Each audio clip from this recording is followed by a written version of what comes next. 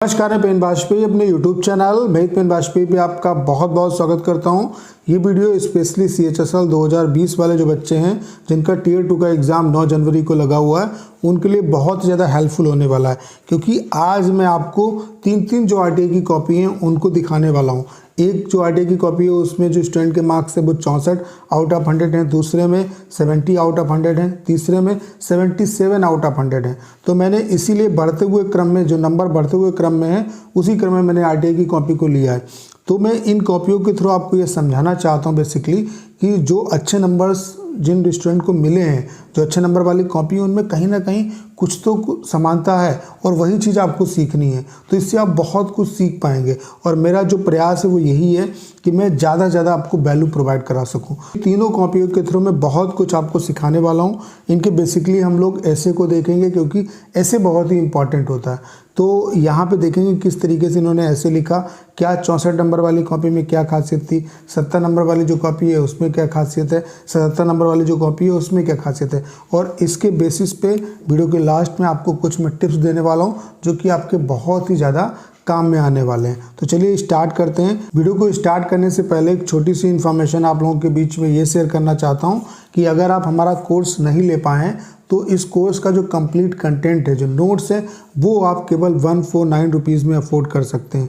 ये जो नोट्स है इनमें आपको 100+ ऐसे के टॉपिक जो मोस्ट इंपॉर्टेंट ऐसे हैं उनकी PDF मिलेगी, प्लस लेटर की PDF, उसके अलावा प्रिसाइज की PDF, सारे फॉर्मेट की किस तरीके से ऐसे लिखते हैं, कैसे लेटर लिखते हैं, कैसे प्रिसाइज राइटिंग लिखते हैं।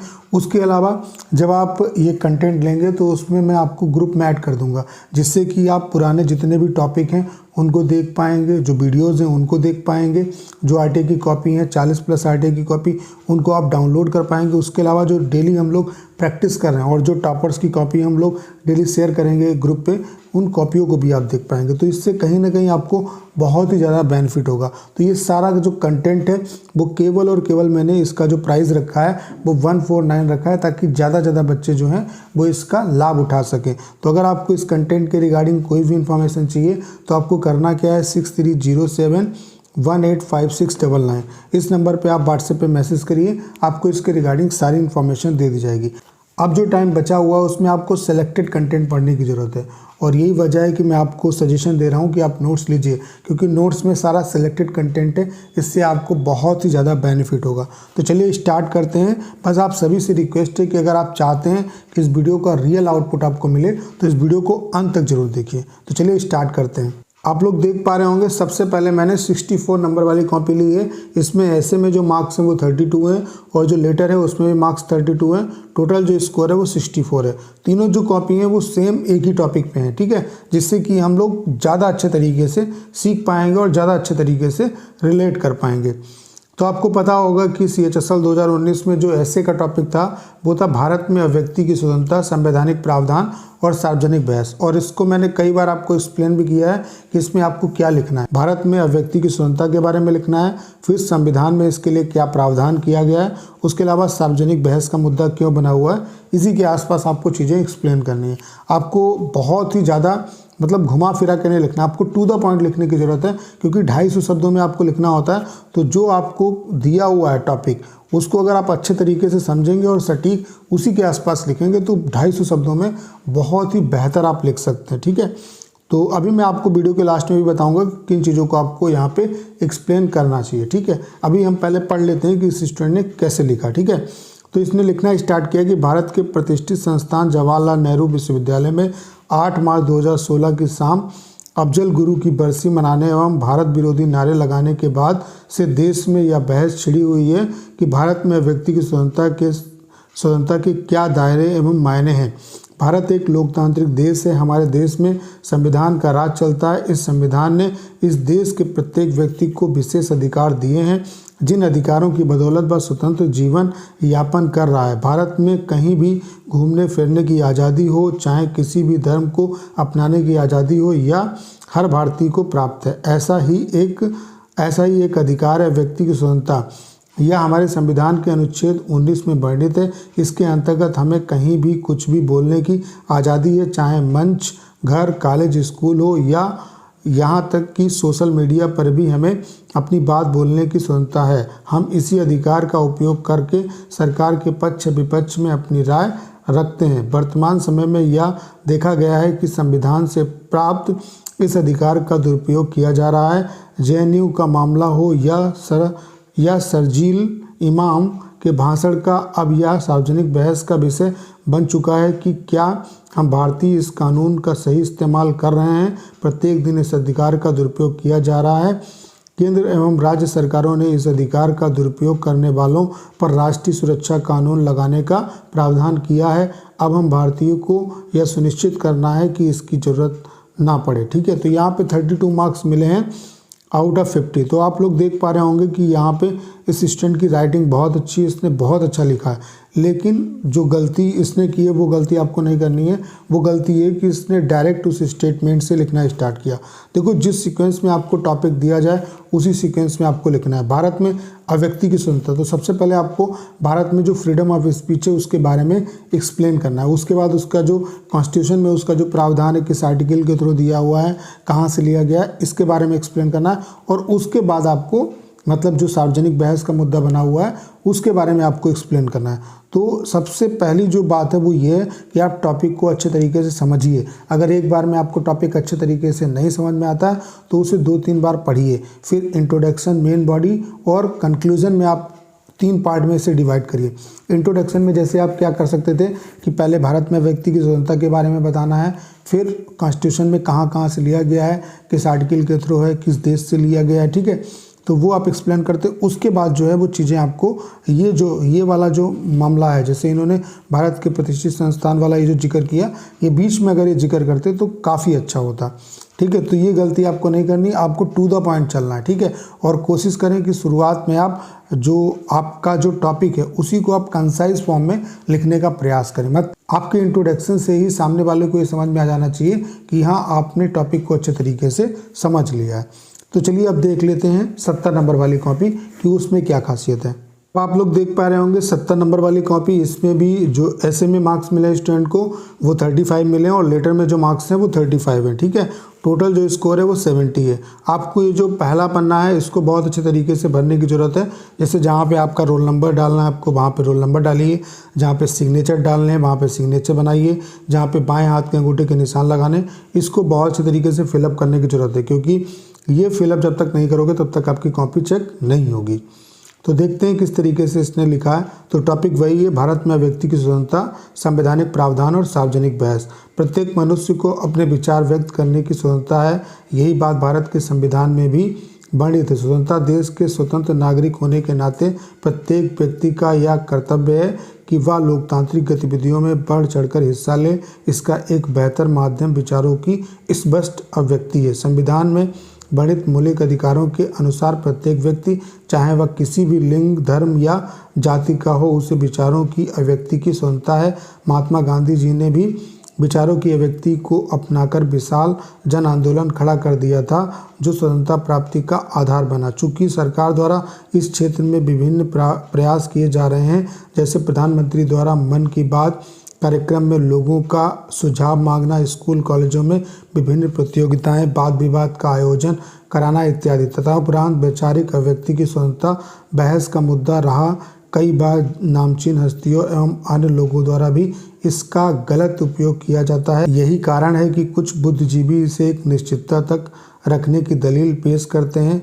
इन सब के बाद भी वैचारिक स्वतंत्रता के लाभ भी हैं, जैसे विपक्ष द्वारा सरकार की निरंकुशता पर लगाम लगाना, विभिन्न मुद्दों पर आम सहमति से निर्णय हेतु भारत जैसे विभिन्न संस्कृति, वेशभूषा एवं मतांतर वाले विशाल लोकतांत्रिक देश में अभिव्यक्ति की स्वतंत्रता को कम करके नहीं आंका जा सकता। हालांकि प्रत्येक नागरिक का यह कर्तव्य है कि संविधान द्वारा प्रदत्त इस अधिकार का उपयोग सीमा में रहकर उद्देश्यपरक होना चाहिए। विचारों की अभिव्यक्ति के बिना मानव जीवन अधूरा है। तो इसको 35 मार्क्स मिले। देखो, ये सीक्वेंस होता है लिखने का। हालांकि इसने कहीं भी आर्टिकल जो 90 है उसका जिक्र नहीं किया है, और इस चीज़ को आप कर सकते हो। देखो, अगर आपको कोई चीज़ नहीं पता है तो बचने का तरीका क्या है कि आप उसके बारे में ऊपर ऊपर लिखो और निकल जाओ, लेकिन इसका जो लिखने का ढंग है वो अच्छा है। देखो, इसने शुरुआत में ऐसा कोई मुद्दा नहीं उठाया जिससे कि एक अलग इफेक्ट पड़े। शुरुआत में आपको टू द पॉइंट चलना है कि प्रत्येक मनुष्य को अपने विचार व्यक्त करने की स्वतंत्रता है, यही भारत के संविधान में भी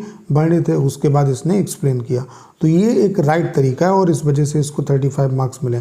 तो यहाँ से ये कॉपी आपको ये सिखाती है कि अगर बाई चांस आपको कभी कभी ऐसा होगा, 90% ऐसा हो सकता है कि आपको जो टॉपिक आता है उसके बारे में आपको ना पता हो, तो वहाँ पे फिर आपको दिमाग लगाना है कि यार आपके पास बेस्ट से बेस्ट जानकारी क्या है और उसे किस तरीके से आप परोसेंगे। इंट्रोडक्शन में क्या डालेंगे, मेन बॉडी में क्या डालेंगे और कंक्लूजन में क्या डालेंगे, ताकि सामने वाले को ये भी ना समझ में आए कि हमें इसके बारे में पता नहीं है और हम बेहतर से बेहतर अपना रिजल्ट दे के आएँ।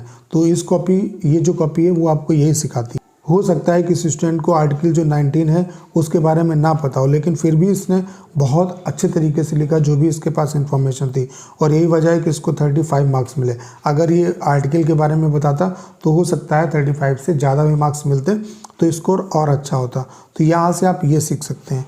अब देखते हैं सबसे जो बेस्ट कॉपी है 77 नंबर वाली कॉपी, उसमें किस तरीके से लिखा है और वहाँ से वो जो कॉपी है वो आपको क्या सिखा सकती है। तो चलिए देखते हैं। आप लोग देख पा रहे होंगे ये जो अगली कॉपी है इसमें जो स्टूडेंट के मार्क्स हैं वो 77 है, ऐसे में जो मार्क्स हैं वो 38 हैं, लेटर में जो मार्क्स हैं वो 39 है। ठीक है, टॉपिक सेम है आपका, भारत में व्यक्ति की स्वतंत्रता, संवैधानिक प्रावधान और सार्वजनिक बहस। मैंने आपको क्या बताया लिखने का तरीका कि इसमें आप टू द पॉइंट लिखेंगे। पहले भारत में व्यक्ति की स्वतंत्रता के बारे में बताएंगे, फिर संविधान में क्या प्रावधान किया गया इसके बारे में, और सार्वजनिक बहस का मुद्दा क्यों बना हुआ। ठीक है, अगर इन चीज़ों को आप सिस्टमेटिक तरीके से अरेंज करके लिखेंगे तो आपको बहुत अच्छे नंबर मिलेंगे। ठीक है, अब इसको जाहिर सी बात है अच्छे नंबर मिले, क्योंकि डिस्क्रिप्टिव के एग्जाम में 77 स्कोर एक बहुत अच्छा स्कोर माना जाता है। तो इसकी कॉपी आपको बहुत कुछ सिखा सकती है। तो देखते हैं इसने किस तरीके से लिखा। भारत के संविधान में प्रत्येक नागरिक को अभिव्यक्ति अथवा बोलने की स्वतंत्रता अनुच्छेद 19 के द्वारा प्राप्त है।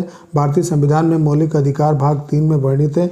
आज़ादी के पूर्व भारतीयों का अत्यधिक शोषण हुआ, जिसे ध्यान में रखते हुए संविधान निर्माताओं ने एक स्वस्थ लोकतंत्र के निर्माण के लिए अनेक मौलिक अधिकार जो कि अमेरिका से लिए गए हैं को शामिल किया। परंतु क्या अभिव्यक्ति की स्वतंत्रता हमें किसी अन्य देश राष्ट्र के विषय में बोलने की भी प्राप्त है? वर्तमान समय में यह सवाल किसानों द्वारा पंजाब, हरियाणा आदि राज्यों में हो रहे कृषि बिल पर आंदोलन, पॉप स्टार अयाना अमेरिका मियां खलीफा द्वारा ट्विटर के माध्यम से अपने विचार प्रकट करने के कारण उठा है, जिसका त्वरित जवाब विदेश मंत्रालय द्वारा दिया गया। चूँकि वर्तमान समय डिजिटल दुनिया का है और इसमें सोशल मीडिया अपनी अहम भूमिका निभा रहा है, इस परिदृश्य को देखते हुए संपूर्ण विश्व के देशों को एकजुट होकर रणनीति एवं सीमित रेखा तैयार करने की आवश्यकता है। इसमें दो राय नहीं है कि संयुक्त राष्ट्र मानवाधिकार संगठन द्वारा सभी मनुष्यों के अधिकारों को संरक्षण मिला है। साथ ही अनेकों